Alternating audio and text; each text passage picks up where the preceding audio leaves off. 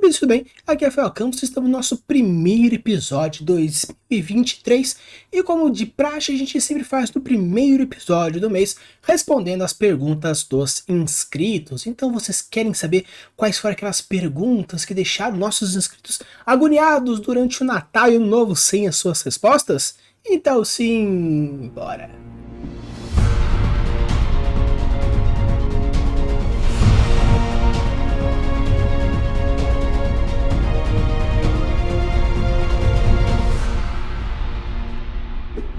Pergunta número 1 de Gustavo Benevides. Como tirar todas as suspeitas de um vilão?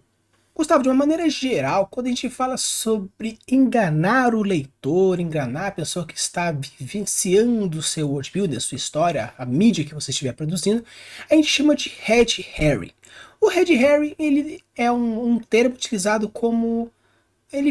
Sim, se você for pegar a tradução, ele é um peixe, né, espécie de um peixe, só que ele se mistura, ele engana com outros peixes que são parecidos com ele, por isso a utilização desse termo. Então, o Red Herring nada mais é do que qualquer informação dada para uma outra pessoa com o objetivo, pensado ou não, de enganar. Então, o Red Herring é uma técnica de que você engana o seu leitor, engana aquela pessoa, mas com o objetivo final de alguma coisa. Quando a gente fala sobre enganar o leitor, tipo, tirar a suspeita do vilão, nós estamos enganando. Só que esse engano, essa mentirinha, serve como um objetivo maior, porque você enganar o seu leitor de maneira clara, deixando assim muito claro, olha, é isso, e no final não é, você pecou um tanto como escritor, pecou um pouco como produtor de uma história, como storyteller de uma certa forma.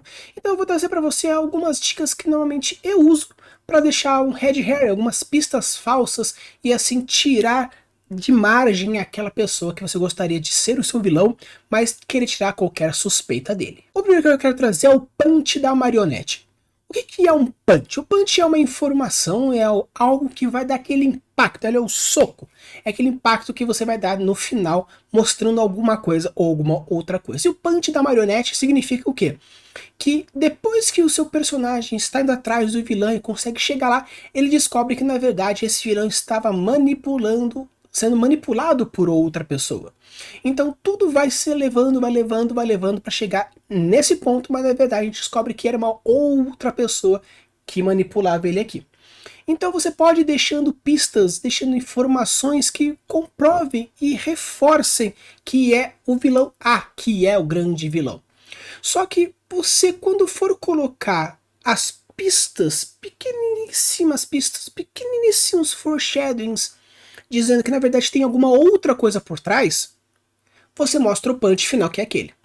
Se você quer simplesmente deixar só informações dizendo, todas as informações dizendo, o vilão era X.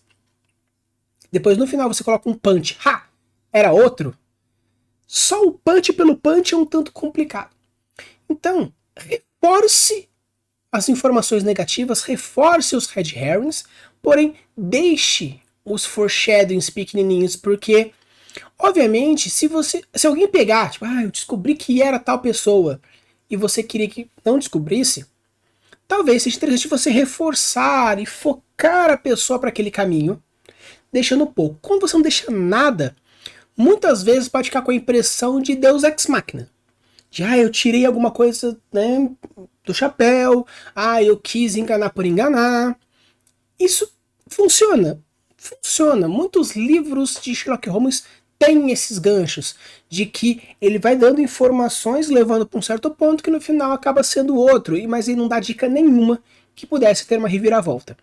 Então, funciona, porém, estamos falando de literaturas antigas, né, de vários anos atrás. Hoje funciona um pouco diferente, você pode ser ambientalizado, você pode ter um estilo, porém, eu não sugiro você ficar só com red herrings. Coloque pequeniníssimos foreshadowings, que é interessante, porque no final a gente descobre que estava sendo manipulado. E perfeito, é o punch da marionete. O próximo é o vilão intelectual. O vilão intelectual, ele serve como um vilão que ele sabe que ele é um vilão inteligente, então você vai criar um vilão inteligente, e ele vai colocando pistas para alguma coisa acontecer. Para você colocar pistas e enganar obrigatoriamente enganar o seu leitor porque você está fazendo isso com esse objetivo, ele funciona com alguns pontos. O primeiro ponto é que se você for escrever um personagem, um narrador personagem, perfeito, porque o seu narrador, que é a pessoa que está contando a história, ele é o personagem, então ele vivencia aquilo, então vai acontecendo e ele vai sendo enganado porque as percepções que ele traz é as percepções dele. Então o leitor vai passar por isso também, pegando as informações e as percepções do personagem narrador. Agora, se você quiser escrever em terceira pessoa, o ideal é que você escreva com um narrador que chama de narrador observador. O narrador observador é um narrador em terceira pessoa, que ele conta a história, porém ele não vive ela. Então, as percepções que ele vai tendo ficam um pouco falhas. E esse é o objetivo do mistério, esse é o objetivo do Red Herring. Fazer com que a pessoa seja enganada com o objetivo de ser enganado para que o mistério aconteça, para que o crime policial aconteça, para que os mistérios possam ser resolvidos e tire a visão, tire o foco do vilão. Então, caso você queira utilizar o que a gente chama de vilão intelectual, que é aquele que ele vai deixando as pistas e você vai reforçando essas pistas, enganando o personagem principal com o objetivo de enganar o personagem principal, aí show de bola. Caso você queira fazer um narrador observador, ou seja, uma história em terceira pessoa, e você ainda queira enganar o narrador também, ele tem que ser observador. Porque se ele for onisciente, que ele entende a cabeça da pessoa, não tem como enganar. Porque ele está na cabeça da pessoa, está na cabeça do vilão, então ele consegue sentir e perceber e falar para você, leitor, o que está acontecendo. Já no caso do narrador observador, não acontece isso, então fica um pouco mais fácil você continuar colocando essas pistas falsas, porque você vai enganar o narrador também. Outra forma é você levantar a lanterna. Pode ser um pouco contraditório a partir da definição, por quê? Levantar a lanterna consiste em você deixar muito claro algo que é grotesco. O que seria isso? Não é o grotesco do Gore ou o grotesco do Green. Seria mais ou menos assim. Você coloca muito óbvio, por exemplo, que o vilão deixou a pegada. E tá muito claro a pegada ali. Mas seria um deslize muito grande do vilão deixar a pegada. Então você coloca e você expressa isso. Falando, olha, é muito estranho esse vilão ter feito isso porque tá muito claro, parece muito que alguém tá emboscando para ele de alguma forma. Quando você levanta a lanterna, ou seja, coloca alguma coisa que seria um erro se você não enfatizasse que é um erro, é um erro da plot, é um erro do personagem, mas você coloca para o seu leitor que os personagens também estão sentindo que tem congruência nisso, você vai levantar uma suspeita de que eu acho que talvez não seja ele, porque tá muito claro que é ele. Mas será que o vilão se sujeitaria muito a isso? Aí ele vai com uma pulga atrás da orelha, pensando, será que sim, será que não? E com isso você pode ir minando essas expectativas, minando esses caminhos, levando para lá ou levando para cá. E um outro que eu também gosto de usar se chama personagens com motivações convergentes. Seria basicamente assim, o vilão tem o objetivo de matar o protagonista. Um outro personagem X tem o objetivo de matar o protagonista. Um outro personagem Y tem o objetivo de matar o protagonista. Então são 3 pessoas querendo matar o protagonista. Sendo um vilão, o outro personagem não tão relevante e o outro mais ou menos. E agora? As coisas que estão acontecendo é porque o vilão quer matar ou o personagem tanto faz, um personagem relevante?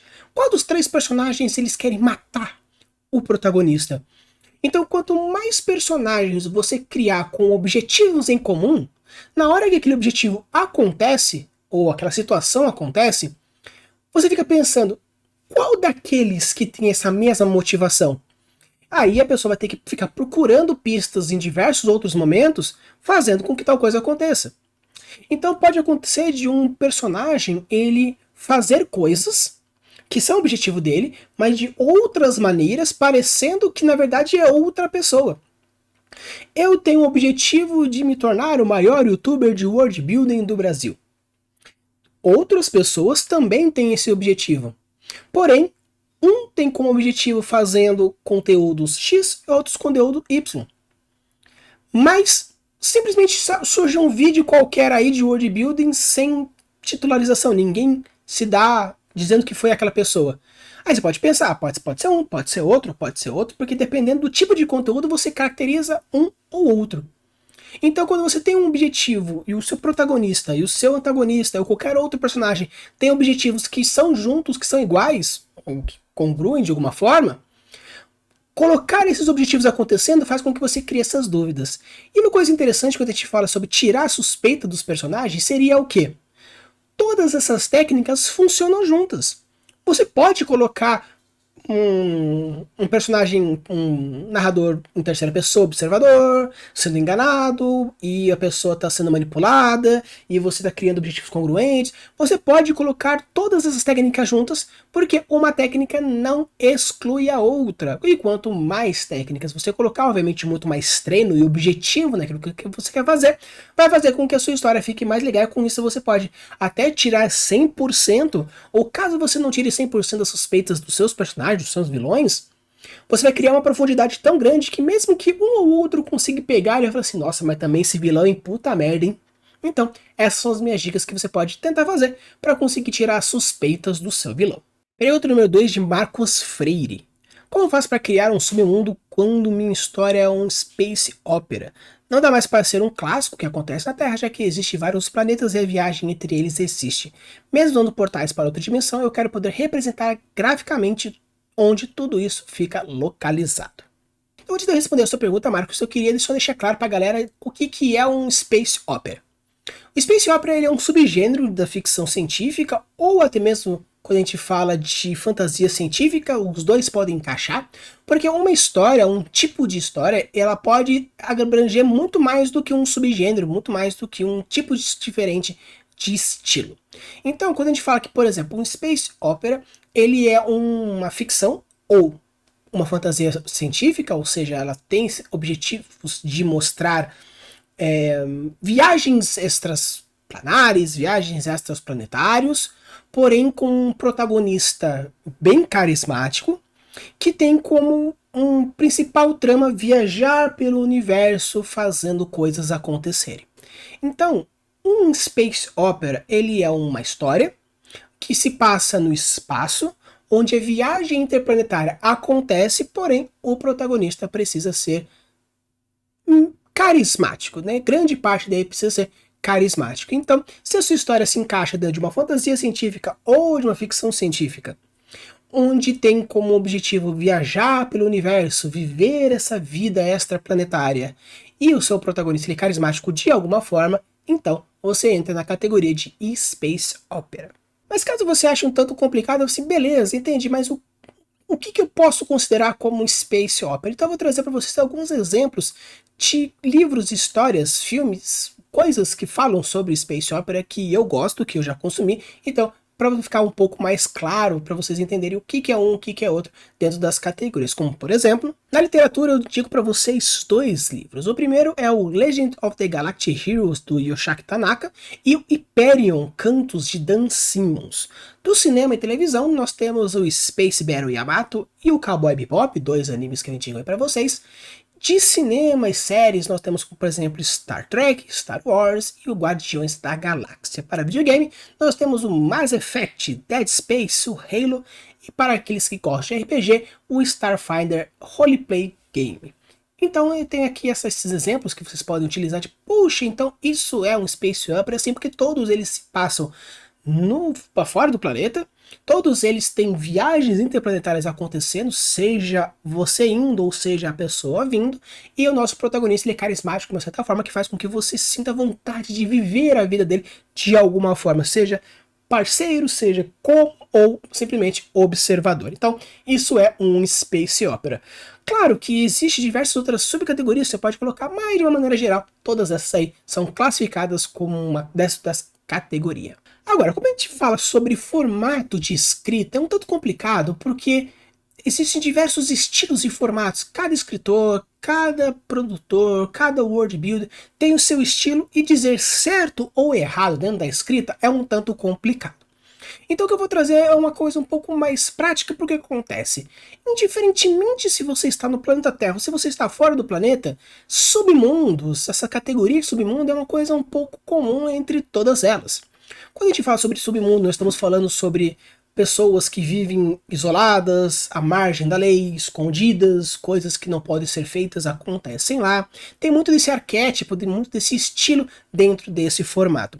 Então, de uma maneira geral, que a gente pode pensar assim, beleza, como eu posso criar um submundo? Então, existem duas ideias que eu acho interessante que você poderia fazer. A primeira é a questão do grau de abrangência. O grau de abrangência consiste em você tá colocando aqui o seu submundo, aquelas pessoas que vivem ali, por acaso a abrangência delas é local, é de cidade, de país, de planeta, é galáxia.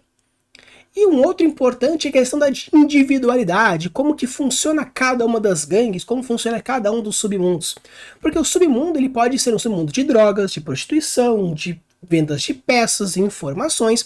Existem diversos tipos de submundo, obviamente mercado negro e tem aí diversos. Então cada um funciona de um certo tipo. E com isso você entendendo como funciona mais ou menos cada uma dessas coisas, você pode criar o seu submundo, indiferentemente se acontece na Terra, fora dela, se existe uma congruência, se existe alguma mistura de cada uma das coisas. Então, quando você for pensar em submundo, existem algumas categorias que eu acho interessante você pensar. Eu vou trazer algumas perguntas que pode ser que ajude você respondendo elas, a gente consiga seguir um pouco mais adiante dentro das suas categorias de submundo. Qual é o grau de abrangência dessa organização? Então o primeiro ponto seria esse, você ver se essa organização é local, se é espacial, se é o planeta inteiro. Você tem que definir, a minha gangue ou esse formato, essas informações, esse Big Boss que toma conta desse submundo, qual que é o grau de abrangência que ele toma? A partir disso você especula dentro do seu mundo, dentro do seu universo. Qual é a área de atuação dela? Então, esse submundo, essa gangue que está atuando, é de informações, é prostituição, é drogas, é peças de foguete, é minério. Qual é a área de atuação? Mais do que uma, todas elas? Qual é o tipo de coisas que rolam dentro desse submundo que você gostaria de fazer? Qual é a localidade original e por onde se ramificou? Então a pergunta seria, beleza, esse submundo nasceu num planeta X e ramificou para o planeta inteiro e depois para os planetas próximos, galáxias, etc e tal? Porque quando a gente fala sobre essa organização, esse fato original, funciona muitas vezes, por exemplo, se essa organização nasceu dentro de um planeta desértico, talvez os princípios, talvez o tipo de formato, talvez as coisas que abrangem, a forma de atuar, localidades de ação, pode ser uma coisa mais característica desse planeta, uma coisa mais característica de uma raça específica de um planeta. E dependendo para onde ramificou, é tipo um Tatooine, que era um pouco mais desértico, então ele vai depois para um planeta cheio de floresta, aí depois de um planeta um pouco mais de pântanos, então tem uma origem desértica e evoluiu para florestas, evoluiu para pântanos, então teve uma mistura. Então saber onde originou e depois onde ramificou, talvez ajude também a entender como funcionaria a cabeça das pessoas que geram dentro desse submundo. Qual é a forma de agir? Então, se a forma de agir depende muito das outras informações que a gente teve antes. Qual que é o tipo, qual que é a abrangência, como que é o formato, qual que é o tipo de cabeça, qual que são as raças que interagem com isso.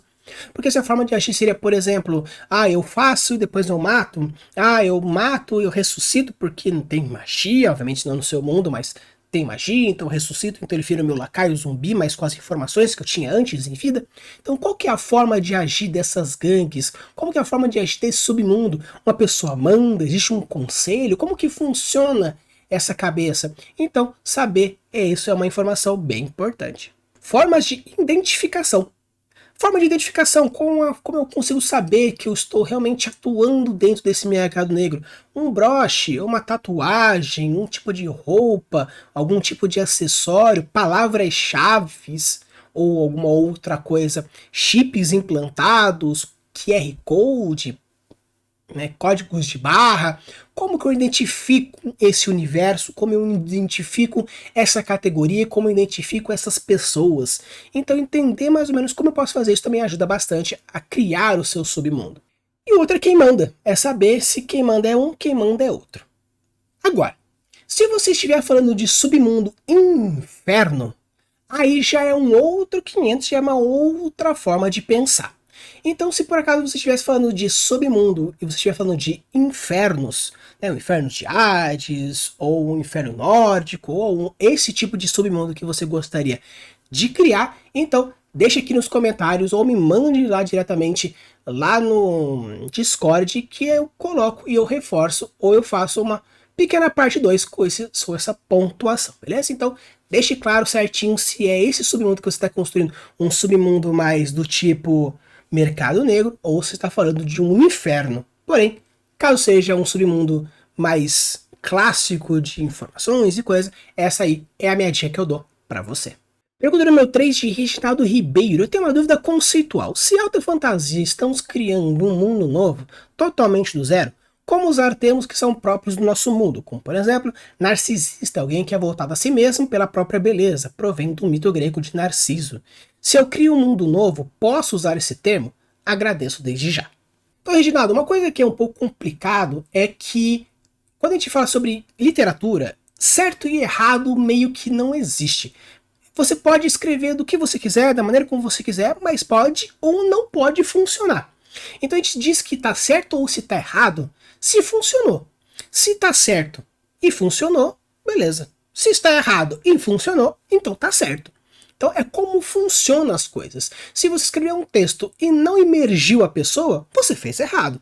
Se você escrever um texto e emergir a pessoa, você está certo. Então, definição de certo e errado está muito mais de funcionou a proposta ou não funcionou a proposta. Tá? Então, é esse ponto que gira o certo e errado. Quando a gente fala sobre alta fantasia, realmente a gente faz ao máximo desvincular com o planeta. Obviamente, tecnologias, políticas, filosofias, de uma maneira que o universo é tão infinito que pode acontecer que, mesmo não sendo na Terra, surja um local que tem essas mesmas condições, que surjam arcos, surjam reis, imperadores. Aí Avatar 2 está aí para nós dizer que, mesmo estando bilhões de anos-luz de quilômetros de distância, Pandora desenvolveu arco e flecha, desenvolveu religião, desenvolveu algumas tecnologias, filosofias, culturas que fazem com que seja semelhante com o planeta Terra. Então, quando a gente fala sobre alta fantasia, a gente faz o máximo para separar. Caso você pergunte para alguns escritores e alguns outros escritores, alta fantasia, eu posso usar, por exemplo, narcisismo? Uns vão dizer que sim, outros vão dizer que não. Não existe um contexto, um conceito fechado dizendo pode ou não pode. Então o que eu vou fazer? Eu vou trazer duas percepções, aqueles que aceitam, aqueles que não aceitam, e com isso você vê qual que se adequa melhor dentro da sua percepção, dentro do seu formato, dentro daquilo que mais funciona para você. O primeiro que chama de alta fantasia mais preciosista, é aquele que diz que não pode utilizar narcisismo dentro do seu contexto. Quando a gente fala, por exemplo, narcisismo, é uma pessoa que ela é apaixonada por ela mesma. Então, caso você queira utilizar desses contextos, você usa sinônimos. Então, mas eu queria trazer a ideia de narcisista mesmo. Então, procure sinônimos de narcisistas. Porque não existe narciso dentro da cultura lá. Então, caso você queira criar alguma coisa mais específica, não, preciso que seja feito dessa forma. Então, você pode fazer de duas formas. A número 1 seria fazer que a gente chama do show don't tell, o show, o mostrar, que é o que acontece, você cria um conceito, você cria uma palavra que signifique narcisista, e você cria o contexto que explique, esse é o termo narcisismo dentro do seu universo. Então vamos colocar aqui bububa. Bububa significa narcisista, uma pessoa que ela ama a si mesma ao ponto de se auto-idolatrar.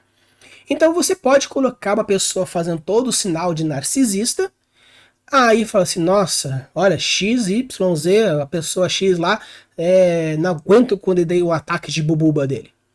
O ataque de bububa, então quer dizer que aquilo, então beleza. Consegui entender minimamente que aquilo é narcisista. Ou você pode colocar o tel, seja direto. Você coloca, a pessoa ela é um bububa. E você coloca no rodapé do livro, daquela página, dizendo bububa igual narcisista. Isso é uma coisa um pouco mais direta. Então, se você for querer ser muito mais preciosista, onde a imersão é a mais importante, então não vou usar como, por exemplo, nossa, eu fiz um upgrade nas minhas relações, ou a pessoa, ela fez um download, ou outro termo tecnológico, um termo mais, como por exemplo, narcisista, nossa, a pessoa parece que engoliu Nietzsche. Não existe Nietzsche no seu universo? Então, fazer colocações é um tanto complicado. Se você acha que você quer fazer um mundo muito mais preciosista, ao ponto de que a imersão é 100% e eu não quero nenhuma relação direta com o planeta Terra, para os termos, por exemplo, você procura sinônimos ou cria os seus próprios termos, seja contextualizando do show do Ontel, ou você coloca diretamente no rodapé, dizendo claramente o que significa aquele termo. Caso você queira utilizar de uma maneira um pouco menos preciosista e um outro lado, onde as pessoas têm como a maior valorização o entendimento da história, a suspensão da descrença e o aproveitamento, a regra zero de Brandon Sanderson, que é a diversão, você pode segurar um pouco a mão desse preciosismo. Que basicamente as pessoas defendem que você pode utilizar desses contextos, desses termos, se fizer sentido para a história. Vou fazer uma alta fantasia cibernética. Então, as pessoas vão conhecer a palavra hardware, software, Android. Obviamente, marcas não é interessante você colocar. Por quê? Porque é alta fantasia. Cria suas próprias marcas, mas você utilizar de outros termos que fazem parte deste universo, porém dentro do seu mundo, ok, perfeito. Você pode colocar uma história ambientalizada na mitologia, alguma coisa assim, e falar narcisismo, e você falar algumas personalidades? Até pode, porque são nomes, então pode acontecer de ter alguma coisa, mas você segura um pouco a mão. Você evita tanto usar. Porém, você pode fazer isso caso faça mais contextualizado dentro do universo da proposta que você quer fazer. Então, obviamente, certo ou errado depende muito daquilo que você quer fazer. E, obviamente, se você quiser levar mais para cá ou mais para lá, sendo mais preciosista ou menos preciosista, depende muito do perfil do seu personagem, do perfil do seu público-alvo. Tem muitos outros fatores que é simplesmente usar ou não usar. Se você quiser ser mais preciosista, faça a primeira parte. Crie seus próprios termos, crie seus próprios conceitos, e com isso você pode fazer no show ou no tel.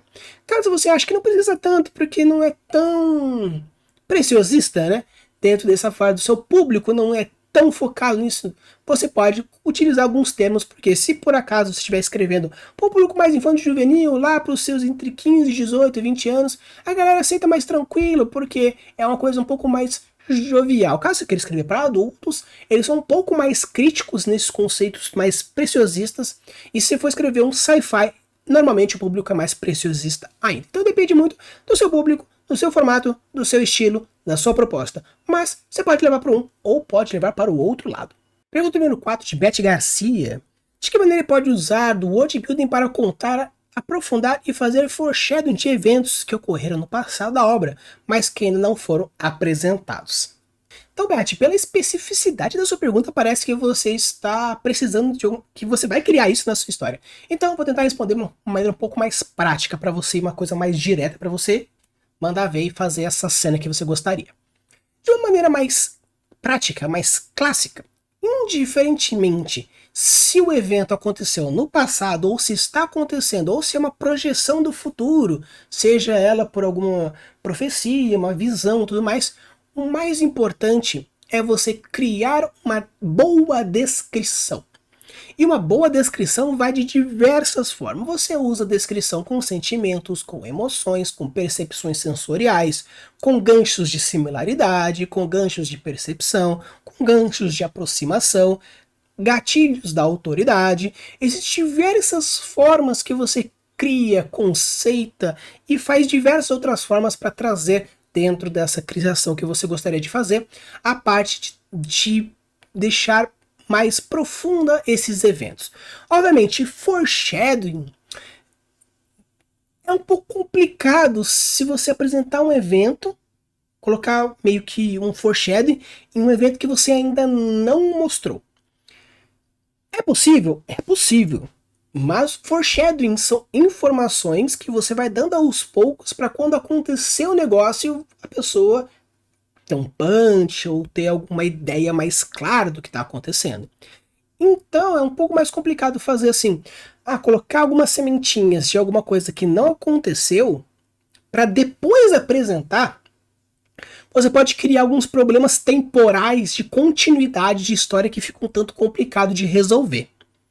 Mas se você quiser trazer e criar eventos épicos, que ainda não foram apresentados, mas você quer trazer informações sobre esses eventos épicos, coloque emoções nas falas. Por exemplo, eu quero contar muito para você sobre uma viagem que eu fiz para Grécia. Só que eu ainda não coloquei o capítulo do flashback ou um capítulo retroativo onde eu vou apresentar minha viagem na Grécia. Então eu vou contar para você com emoção, eu vou contar para você com alguns detalhes que me chamaram a atenção, outros elementos que, nossa, porque... Então, mostrar coisas que, se por acaso você estiver fazendo disso, de uma pessoa está contando para outra, emoção, percepção, sentidos, os 5 sentidos, o que eu vi, o que eu ouvi, o que eu senti, o que eu cheirava, qual a minha percepção sensorial da pele, tátil. Então trazer essas informações é uma das coisas mais importantes que você pode fazer. Aprofundar já é um tanto complicado, porque se você vai aprofundar uma coisa e depois vai apresentar, é um tanto... não faz muito sentido, porque se você vai apresentar ainda e aprofunda agora, então aprofunda e mostra de uma vez. A não ser que, se você quiser criar situações de põe um doce na criança, tira, põe, tira, põe, tira, põe, tira, se você demorar demais, a pessoa cansa. Tanto o personagem que vai sentindo meio mal, quanto o leitor que fala, vai, mostra logo esse negócio, pô, já estamos no capítulo 6 e a pessoa só fica dando um negocinho. Qual é a minha recompensa de esperar? Tem que ser uma recompensa muito foda.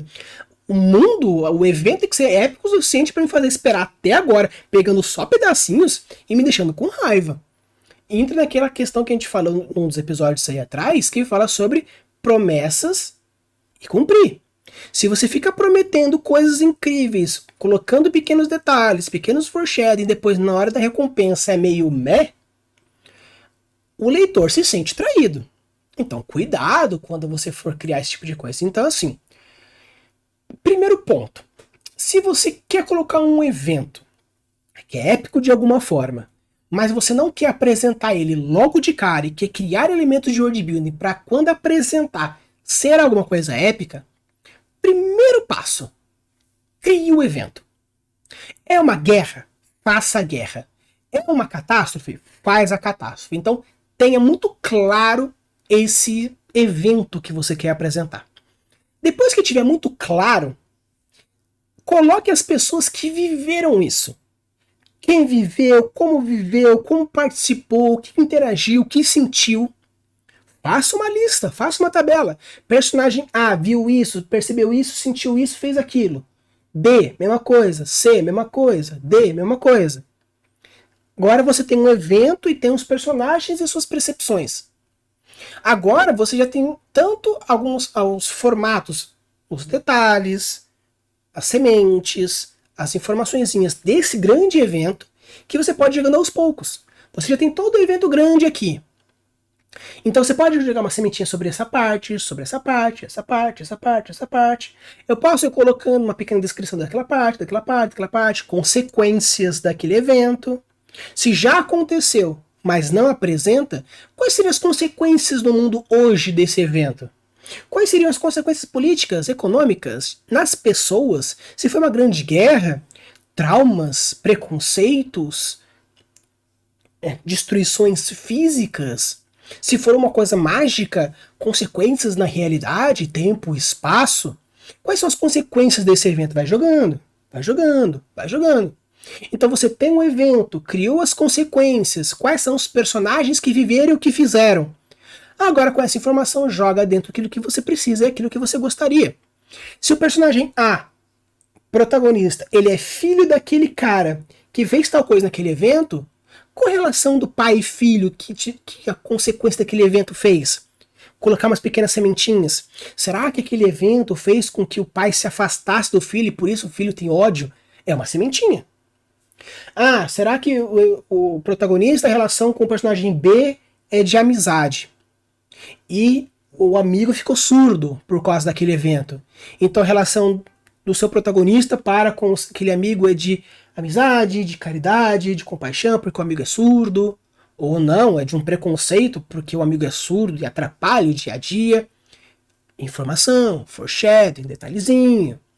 Então, de uma maneira geral, para ficar um pouco legal, ao ponto de ficar mais fácil para você também, crie o evento, crie as consequências do presente, e no passado, no futuro daquele evento, coloque os personagens que são importantes para a sua história e que viveram aquele evento e o que eles fizeram, o que aconteceu, quais resultados, o que eles perceberam, o que eles sentiram, e pegue essas informações e jogue para o leitor aos poucos, aprofundando futuramente, caso você ache interessante, colocar dentro do seu world building, da sua história, o evento claro depois.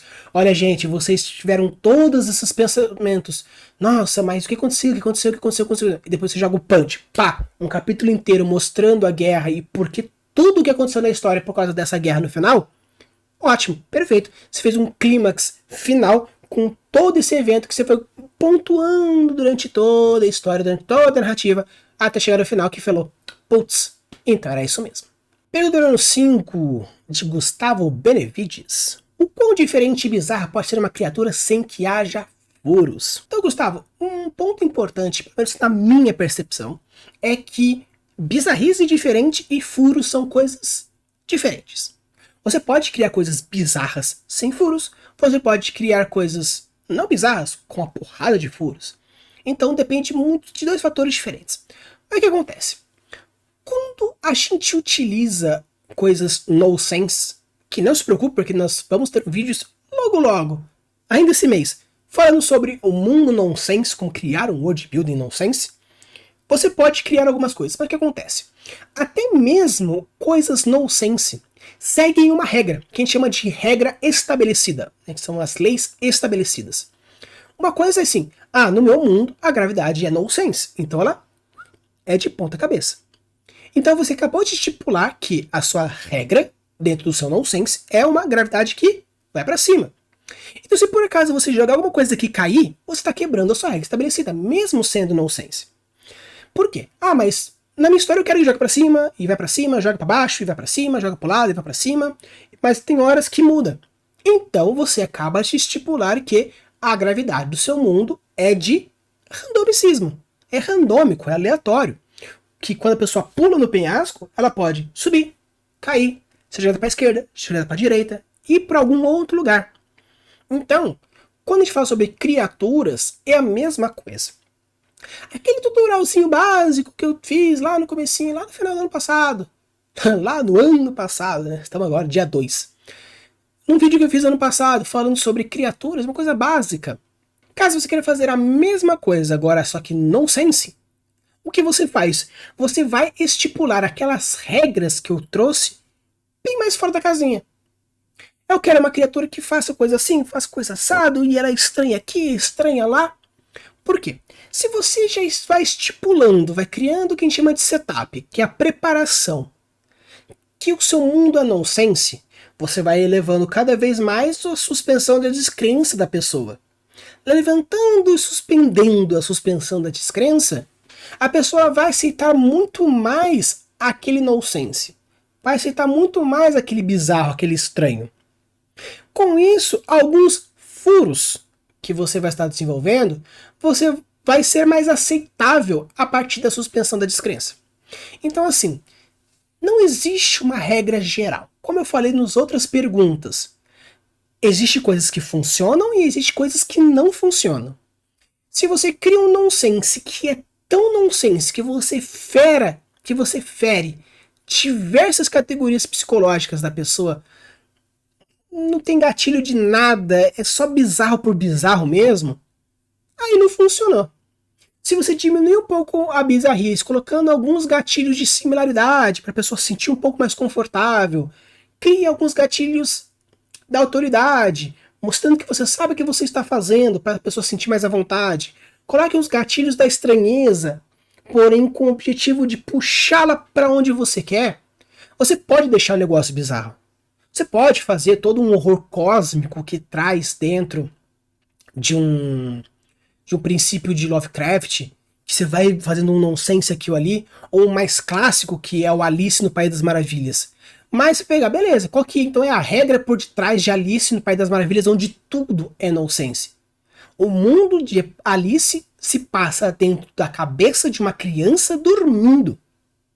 Então, sabe aquela percepção de você é pequeno e você vai pegar um negócio na mesa e a mesa parece que é gigante e você encolheu? Faz sentido essa percepção. Ah, mas ela come do nada e encolhe? Sim, por quê? Todas as regras daquele mundo, você usa que princípio?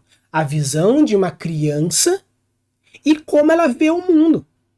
Ela vê um gato e o gato do nada some do campo de visão dela, parece que o gato sumiu.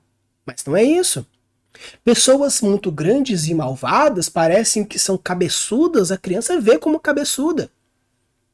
Ah, os soldados parecem muito aqueles desenhos das cartas do baralho. Então ela vê como cartas de baralho.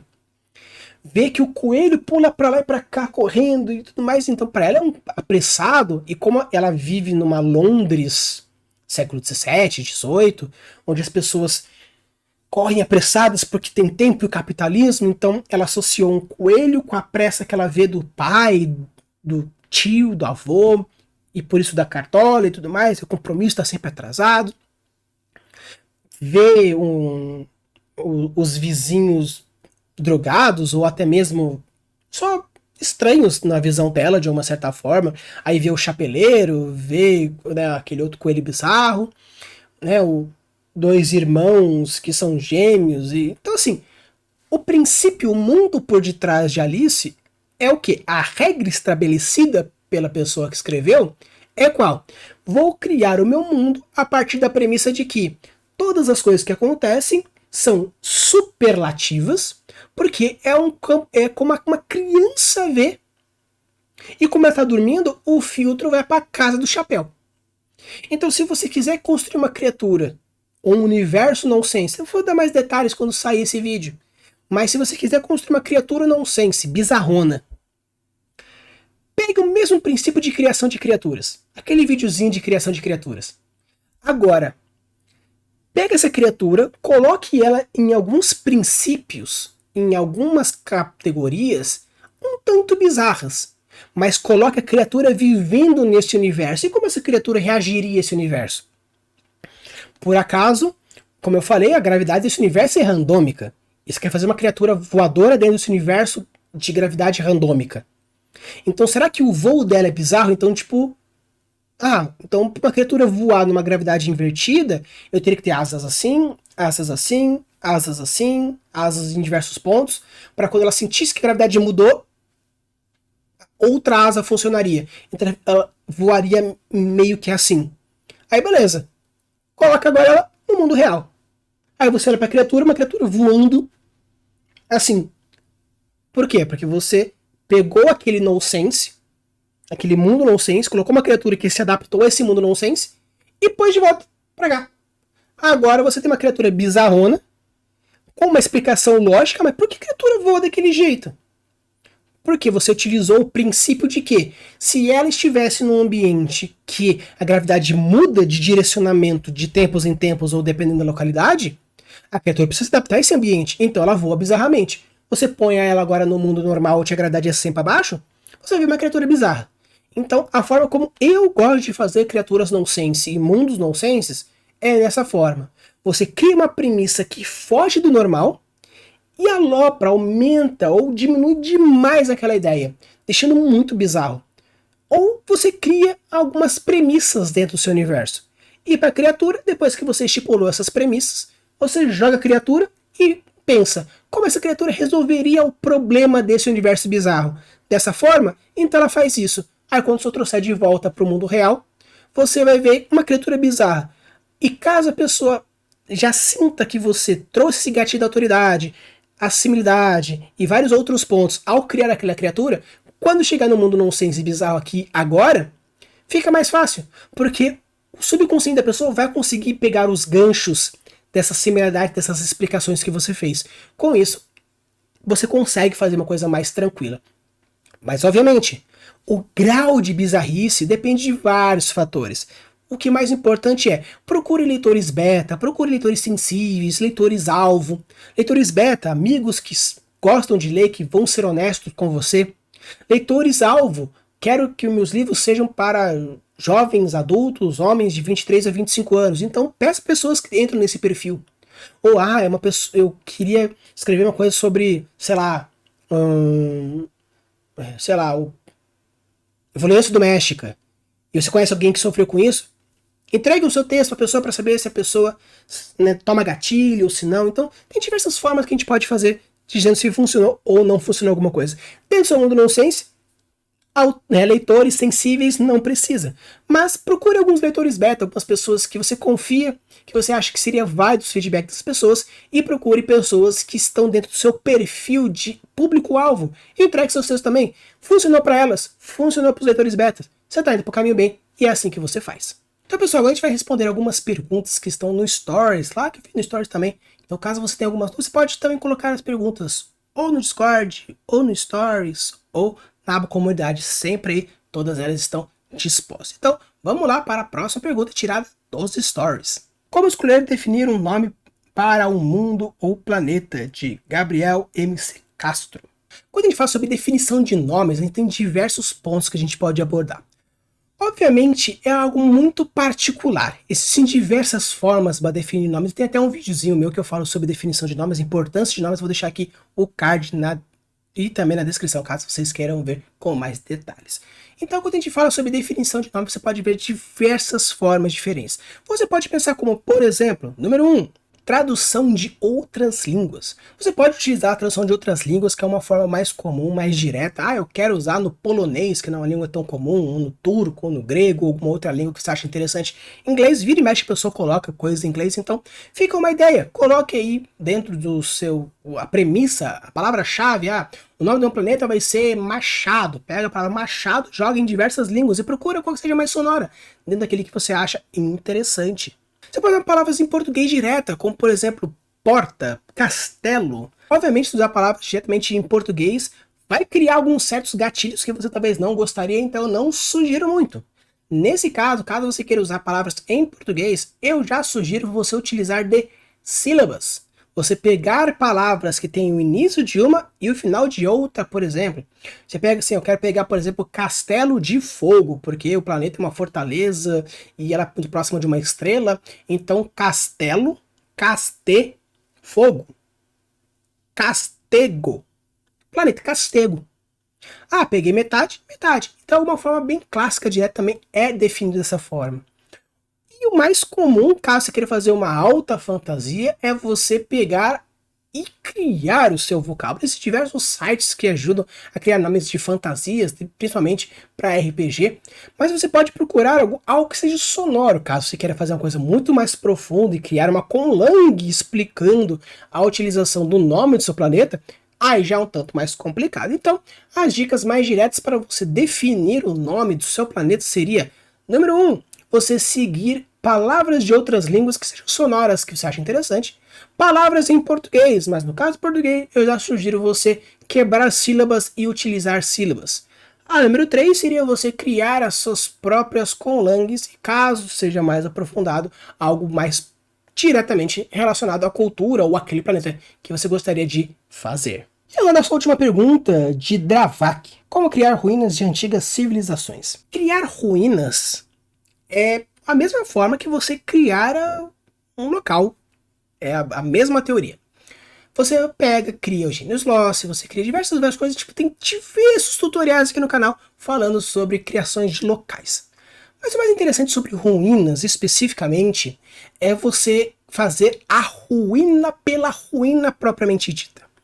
Claro que você cria o Genius Lost, que é as 3 palavras-chave que definem aquele local, o nome, as descrições, peculiaridades, algo que nós temos, por exemplo, que a gente fazia em lives do ano passado, diversas lives, esse ano nós vamos voltar também, não se preocupe, vamos ter lives, então fique logo que vão aparecer as lives, vão voltar. Caso você queira saber mais, existe uma playlist falando sobre as lives que você pode ir vendo mais ou menos como eu faço, tutorialzinho de criar locais, é bem nesse ponto. Porém, para construir ruínas, o mais importante das ruínas é você criar os mistérios e por que raio agora é uma ruína.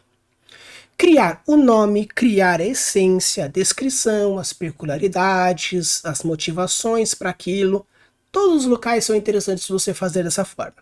Porém, uma ruína, pela ruína mais propriamente dita, eu acho mais interessante você pensar agora qual foi o motivo para se tornar uma ruína, o que aconteceu para aquilo ser uma ruína. Uma guerra, um colapso, uma criatura, uma divindade ou uma maldição? Quais são os processos que transformaram aquilo antigamente em uma ruína? Atlantis agora é uma ruína porque eles desafiaram os deuses e com isso afundou. Uma guerra cataclística que fez com que um continente inteiro afundasse, a elevação do continente ao céu se tornando atualmente a lua daquele planeta. O que aconteceu para se tornar uma ilha que tinha um geyser gigantesco que explodiu a ilha para cima, ficando apenas alguns resquícios da ilha naquele local, algumas ruínas no fundo do mar? Então, qual foi o motivo para aquilo se tornar uma ruína? Aquele é o ponto, esse é o coisa interessante. E o segundo das ruínas são os mitos e as lendas. Uma ruína, ela é misturada com mitos, misturados com lendas e algumas verdades. Então, você criar histórias verdadeiras e falsas, más interpretações, tudo isso é interessante. Pense num telefone sem fio gigantesco de milênios. O que acontecia? Aquela ruína, na verdade, ela, quando você pisa com o pé esquerdo, você fica verde. Quando você entra com o pé direito, não acontece nada. Só que aquele telefone sem fio gigantesco fez com que, se você adentrasse na ruína da maneira errada, uma maldição caia sobre você, se tornando uma criatura em formato de lagarto. E com isso ia crescer rabo. Não ia crescer bosta nenhuma, você só fica verde. Então você cria diversos mitos, diversas lendas e vai ampliando e vai criando e coloca verdades e coloca isso, aquilo e outro. E no final você tem um local como, por exemplo, um grande assassino fez isso e aquele outro. Não, teve uma época que apareceu alguém e morreu, porque é uma ruína perto de um deserto, morreu de desidratação e a pele secou, rachando, então parece que a pessoa levou várias facadas e dizem agora que tem um assassino à espreita lá. Então, o mais importante de ruínas, além de todo o tutorial de criar localidades, o que eu sugiro para ruínas é, primeiro, a motivação para aquilo ter virado ruínas e quais são os mitos e as lendas que formam aquela ruína, que gera a história daquela ruína. Então, pessoal, esse aqui foi respondendo as perguntas dos inscritos. Foram apenas 5, porque final de ano é sempre corrido mesmo, não sendo tanto complicado. Mas como vocês bem sabem, estão deixando sempre, quando começa o episódio, lá na parte da comunidade, as perguntas para você respondendo. Obviamente também tem nos stories e coisa que a gente vai construindo e fazendo as perguntas. Use a boa das suas criações e deixe seus mundos cada vez mais incríveis. Valeu!